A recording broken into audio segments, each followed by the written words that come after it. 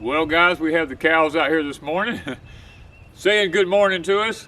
We're trying to hill up our potatoes just a little bit here.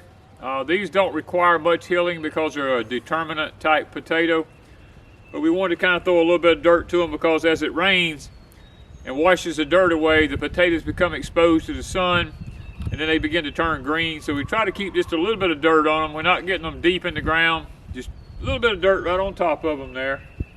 This is a row of the French fingerlings, and we're going to be going back. We're not actually doing any hoeing around the onions. There's a couple little weeds coming up in here, and onions do not do well with weeds. So if we nip it in the bud right now, it'll actually save us in the long run.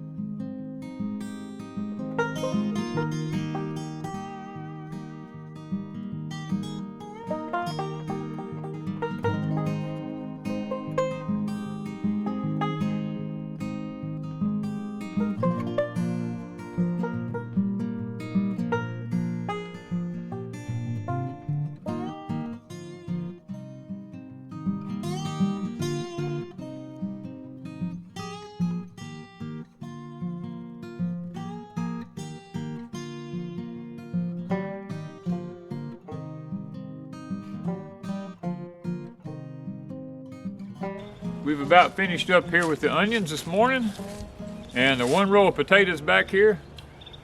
Of course, you watched our previous video about the difference in the hose. Miss Wanda's is not quite as wide as mine, and I can grab stuff and drag it down the row where that little batwing hoe is not able to do that, but hers can get around through the plants a little bit easier than mine can. Even though I have the side sharpened off on mine, mine's still a lot wider than hers is, and makes it a lot simpler for her to get around through the plants. But what we're doing today is, this is cool season weeds that are coming up in here. Stuff like hen's bit, sorrel, some grasses that grow in cool weather. Onions don't compete very well with other weeds.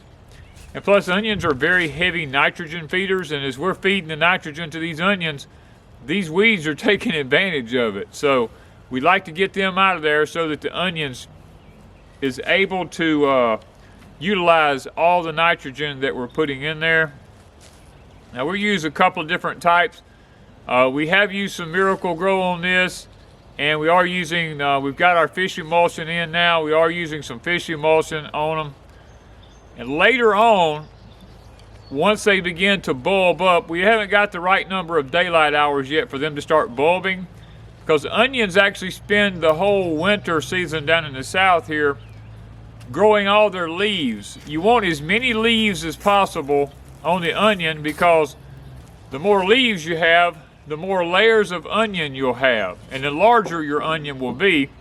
So when the onions begin to bulb and the daylight hours get long enough here, what I'll do is I'll come along with a giant screwdriver, and down beside every plant I'll make a hole about probably 3 to 4 inches deep, and I'll pour some calcium nitrate down in there. And guys, I've learned that just boosts the fire out of them.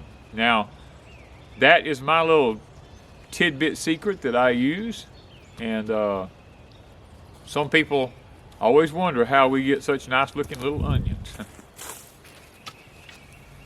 And this is it. This is it, guys. A lot of work. It's a lot of work. Well, how long? I don't know. We've been 15, 20 minutes? Yeah, probably 20 minutes. 20, 25 minutes, yeah. We got the rest of the day. This is done. This is over with now for probably another couple of weeks. We'll come in and fertilize it again in a few days. Guys, I'll be honest with you. I'm a fertilizer freak when it comes to fertilizing stuff. My daddy raised me that way. He said, son, keep the fertilizer to it. Keep it to it, because your ground is poor. All ground is poor now. And I agree with that. And every week I come out here and I dump these things with nitrogen. And guys, I mean, they're up about 12 to 16 inches tall right now. And I'm just anxiously awaiting the bulbing of them, because that's, I mean, we love big bulb onions, and that's going to make some nice onions this year. So thank you guys for joining us while we hoe the onions, right? Yep, and the one row of potatoes. And the one row of potatoes. Now, they're looking kind of nice. I think they're pretty. Yeah, we have several different plantings of potatoes, so we'll be harvesting potatoes on and off till summer. So talk to you guys later. Bye.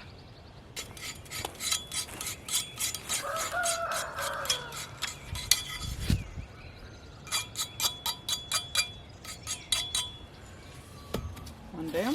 One down.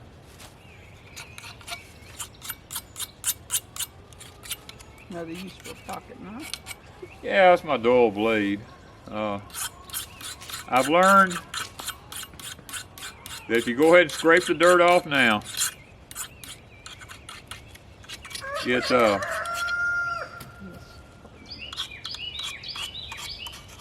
saves in the long run. Saves in the long run. And a lot of people actually take sand and put diesel fuel down in it, motor oil, and they bury the ends of them down in that to keep them from rusting. But ours use so much, we don't have to worry about that.